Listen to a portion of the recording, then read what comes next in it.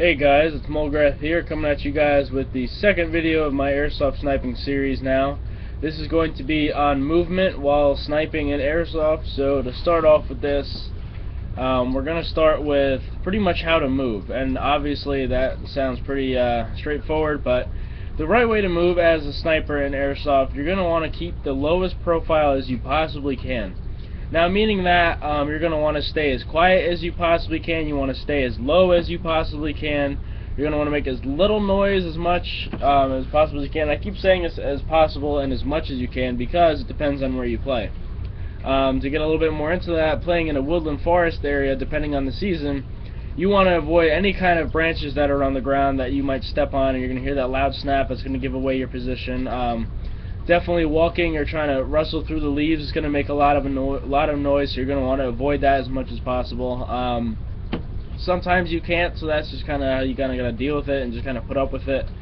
Some other things is staying out of any kind of light areas. For example, you can see behind me, actually back here through the window, it is actually pretty light. With the sunlight, as soon as it gets into any open area and you walk through that, you're going to be an easy target to see, and anything on you that's shiny or anything is going to light up, like your goggles or any kind of metal equipment you have on you. So you're going to want to stay out of that, because staying in darker shadow areas is a lot better to kind of keep in mind and do while you're playing airsoft, because it's going to keep you concealed, and obviously staying in a dark area is going to keep you hidden. It's a lot harder to see anyone that's in the shadows, especially crawling through any kind of high brush or very thick brush or thick thicket. It kind of sounds weird, like kind of like thorn bushes, stuff like that. Very heavy foliaged areas. A lot of people are, you know, going to expect some people to be hiding in like down pathways in a bush somewhere, waiting for someone to come down the path. But what I'm talking about is like that heavy, thick areas of thick brush, thick thicket that no one's going to want to go through. And so that's kind of something that sounds a little crazy, but you're actually going to want to hide in those kind of areas for two reasons. One, it's going to conceal you extremely well, and another reason, no one's going to think to look there or even go there, because it's going to be almost impossible for them to get through there. So this is something to keep in mind with that kind of note. As far as anything else goes with that, you're going to want to kind of avoid trees and bunkers and pathways as much as possible, because obviously pathways and like roads and stuff, they're a very high traffic area. There's a lot of people that are going to be looking to take them movement wise or crossing or shooting wise, or kind of getting a vantage point and moving down.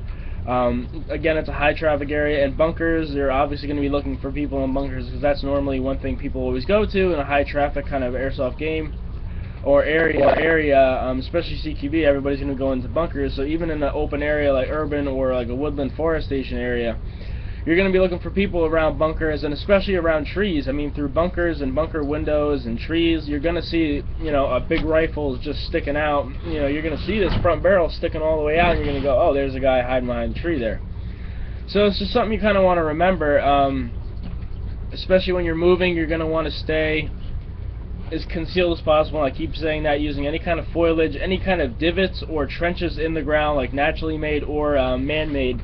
Staying in lower areas is something you're going to want to do, because it kind of keeps you on that low profile. Normally, if you think of snipers in video games or anywhere kind of thinks of a sniper, or anyone kind of thinks of a sniper, you're going to be looking up in those high areas, like high ridge lines. I mean, not really in airsoft, but trees, higher up bunkers and buildings, and people are going to be looking for you up there. So that's just kind of something you got to remember.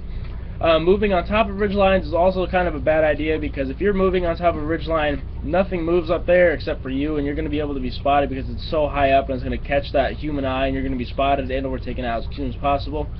If you're going to go on a ridge line, mainly the only reason I would use one is to scout the area below me, any valleys or any moving targets. Again, before moving in any scenario, whether you're up high or down low or in the middle somewhere, you're going to want to recon the area ahead of you to be able to see any kind of possible hides you can use, retreats, fallbacks, etc. Any enemies that could be potentially in the area, or enemies at all, and or your teammates. That's another thing. When moving, you want to make sure that someone in your team, whether it's your own team squad or just in general, knows where you're going and know where you're moving. So it prevents that friendly fire from happening, I should say. It's a real pain in the ass when you're trying to be stealthy and you sneak all the way around your enemy, and you get there and all of a sudden you come across your team and they wind up shooting you because they don't know it's you, because, you know, you have your team going this way, then you're going this way. They're not going to think, oh, it's a bad guy since he's coming from the opposite way. So it's just something you want to keep in mind with that. As far as I said with ridge lines, the only reason you'd want to use them is if you stay in a low area, or like the lowest area possible on top of a ridge line, like staying prone and then scouting ahead and then finding a better position to shoot from.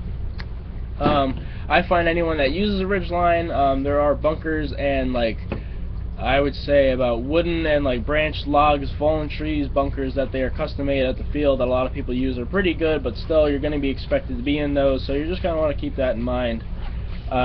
You know, staying away from anywhere people would, you know, most likely be in like a village in the middle of a forest like that that's made from the for the field, I should say. I'm all jumbled up here, sorry about that.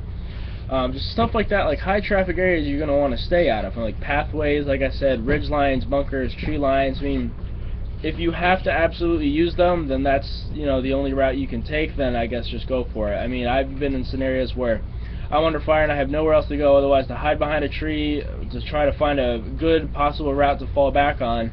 And speaking of which, we're kind of going to go into a guerrilla warfare tactic kind of here, and then explain that a little bit more depth. Is if you're going through an area like an open field or anywhere and you find two enemies or how many enemies and they spot you and they got the drop on you, but they're not actually getting you, you want to try to always keep in mind which kind of fallback you're going to want to use. And moving back, you're not going to want to just run in a straight line. You're going to want to kind of go in a zigzag or a serpentine, as you call it, to kind of keep that frantic kind of movement so you're not as easy to be hit. I mean, there's still a chance that you're going to get hit, but, you know, airsoft guns aren't like real guns. I mean, if they're close enough, they'll probably get a good, easy shot at you, but they're not as fast as a real gun actually would be, FPS-wise and accurate-wise, so you actually do stand a chance from getting away. And once you get to getting a far-away distance, you're going to want to find the easiest possible way to find a good hide for yourself to hide and wait for it, you know, set a trap up for anyone that's trying to pursue you, and you can get those targets taken out, or even just hide and let them pass by and take them out, or just let them pass by in general. So, just some things like that. What else can we talk about here for movement? Again, any kind of movement you're going to want to be doing, you're not going to want to walk around on, you know, both your legs. I mean, that kind of sounds stupid. You're not going to want to stand up and walk around. You want to kind of keep that prone, crouched, they call it a bear crawl, a gorilla crawl, low profile, high profile. There's all different kind of things you can do for that, but mainly, especially when, you know, for example, for shooting right now, you're most likely going to be in a crouched or a prone position to get that best kind of view of fire, view of aim, view of everything, like the land around you, and plus it kind of keeps you minimalized. The only thing you're going to be seeing if you are spotted is your head and your gun. That's about it, and normally that's what you kind of want to, you know, you want to keep that visual to be that. I mean, obviously you don't want to be spotted at all, but if you have to, then you kind of just got to stick with that route. So again, that's just some of the simple things on movement while you're playing as an airsoft sniper. You just want to mainly keep a low, lightweight, you know, minimal amount of noise as possible and sound, and any clinking or any bushes breaking, trees snapping, branches snapping, anything breaking. So just want to keep that in mind. I hope you guys are liking these series. I only have a few views on my first one, so hopefully you guys like these. You know, again, this is a brand new series, so hopefully you guys enjoy this. Getting them out there is kind of something I'm doing every week or every few days just to kind of keep it consistent, but not too much.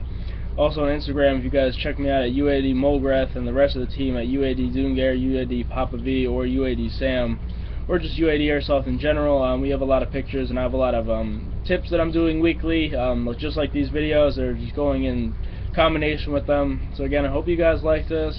Comment, like, hate, subscribe, or anything, and this is Mulgreth out.